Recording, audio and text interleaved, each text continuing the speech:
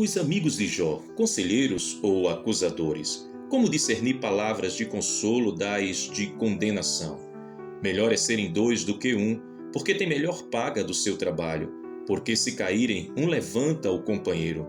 Ai, porém, do que estiver só, pois caindo não haverá quem o levante. Eclesiastes capítulo 4, versículos 9 e 10. A história de Jó é uma das mais impactantes narrativas bíblicas sobre sofrimento, perseverança e a busca por compreensão diante da dor. Contudo, não é apenas a experiência de Jó que chama a atenção. Seus amigos também desempenham um papel significativo, levantando uma questão crucial. As palavras ditas em tempos de adversidade edificam ou destroem? Eles foram conselheiros ou acusadores? Essa é uma reflexão essencial para todos que desejam se tornar instrumentos de consolo e não de condenação. O contexto.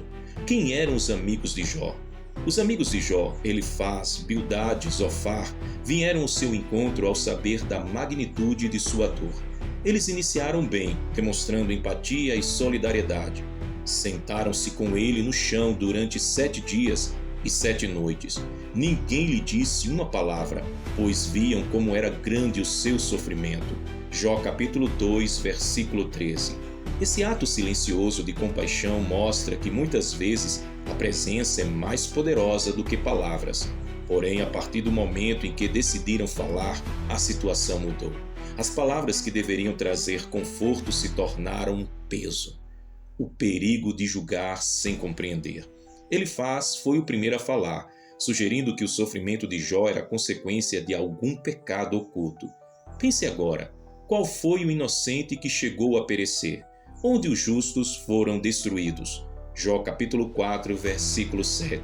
Ele se baseava em uma ideia de justiça retributiva, a crença de que todo sofrimento é resultado direto de pecados cometidos. Embora essa perspectiva pareça lógica, Jesus desafiou essa ideia em João capítulo 9, versículos 2 e 3, ao explicar que nem todo sofrimento é causado por pecado.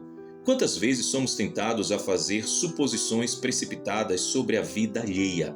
Provérbios capítulo 8, versículo 13 nos alerta: quem responde antes de ouvir comete insensatez e passa vergonha. Quando o consolo se transforma em condenação? Bildade seguiu o mesmo caminho, mas com ainda mais severidade. Se teus filhos pecaram contra ele, ele os castigou pelos seus pecados. Jó capítulo 8, versículo 4. Essas palavras, em vez de confortar, abriram mais feridas. Não havia empatia ou consideração pela dor de Jó, apenas uma tentativa de justificar o sofrimento com argumentos teológicos. Como cristãos, precisamos ser cautelosos para não usar a palavra de Deus como uma arma de condenação. Paulo nos ensina em Romanos capítulo 12, versículo 15: alegrem-se com os que se alegram e chorem com os que choram. Nem sempre é o momento de corrigir ou explicar. Muitas vezes é tempo de simplesmente estar presente e compartilhar a dor. O papel de Zofar, a voz da intolerância. Zofar foi ainda mais agressivo, repreendendo Jó por suas reclamações e sugerindo que ele estava recebendo menos do que merecia. Saiba que Deus está te tratando menos do que o teu pecado merece. Jó capítulo 11, versículo 6. Essa declaração não apenas ignorava a integridade de Jó, mas também feria profundamente um homem já quebrantado. Isso nos faz refletir.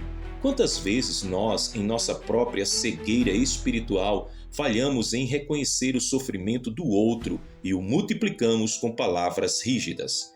Tiago capítulo 1, versículo 19 nos orientam: sejam todos prontos para ouvir, tardios para falar e tardios para se irar, discernindo palavras de consolo das de condenação. A chave para discernir entre palavras que edificam e palavras que destroem é o amor.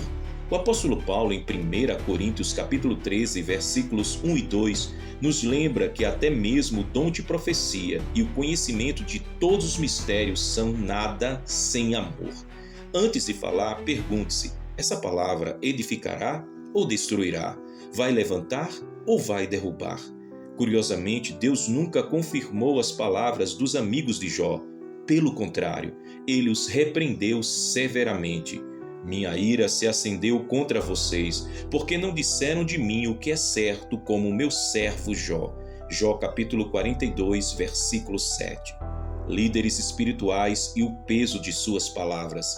Líderes espirituais têm uma responsabilidade ainda maior em suas palavras. Hebreus capítulo 13, versículo 17, nos lembra que os líderes darão conta de suas ovelhas. Quando aconselhamos alguém em sofrimento, precisamos ser cuidadosos para refletir o coração de Deus e não nossas próprias opiniões ou preconceitos. Jesus é o maior exemplo de como abordar aqueles que sofrem. Quando encontrou a mulher adúltera, João capítulo 8, do versículo 1 ao versículo 11, ele não a condenou, mas sendo o único sem pecado. Em vez disso, ofereceu graça e orientação amorosa. Nem eu te condeno, agora vá e não peque mais. João capítulo 8, versículo 11. A restauração de Jó e o propósito da dor. Embora os amigos de Jó tenham falhado em consolá-lo, Deus transformou sua dor em propósito. A restauração de Jó foi total. O Senhor abençoou o último estado de Jó mais do que o primeiro. Jó capítulo 42, verso 12. Isso nos ensina que mesmo quando somos mal compreendidos ou injustamente julgados, Deus está no controle. Ele é o justo juiz que vê nossos corações. 1 Samuel capítulo 16, versículo 7, e nos vindica no tempo certo. Aplicando as lições de Jó em nossa vida, seja presente, não presunçoso. Muitas vezes as pessoas não precisam de respostas, precisam de presença. Evite julgamentos precipitados. Lembre-se de que apenas Deus conhece o coração e a história completa de cada pessoa. Fale com amor e empatia. Antes de dizer algo, pergunte-se se você está refletindo o coração de Cristo.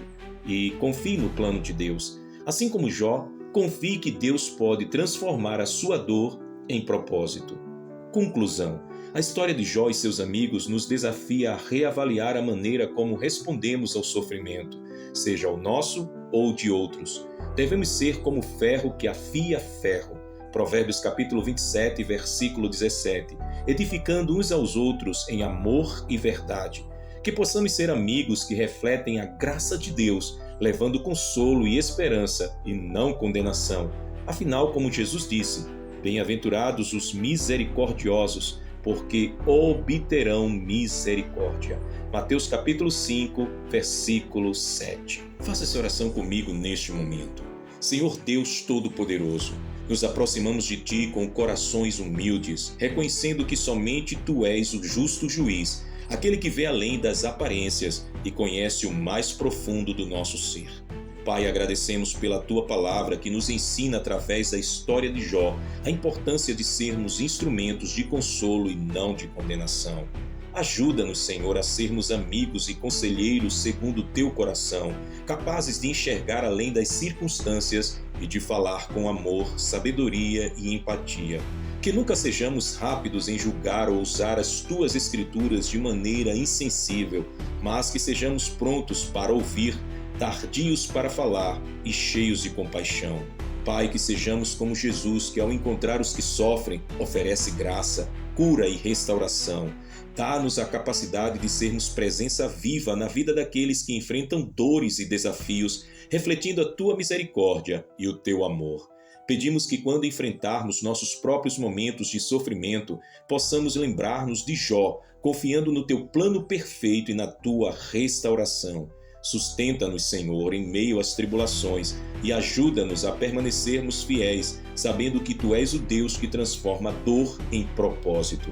Por fim, Deus, que cada palavra que sai de nossas bocas seja para edificação, encorajamento e consolo.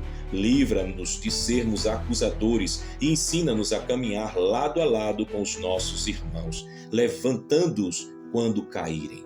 Te agradecemos porque Tu és bom e fiel e em Ti podemos descansar. Oramos no nome poderoso de Jesus Cristo, nosso Senhor e Salvador. Amém, meu Pai.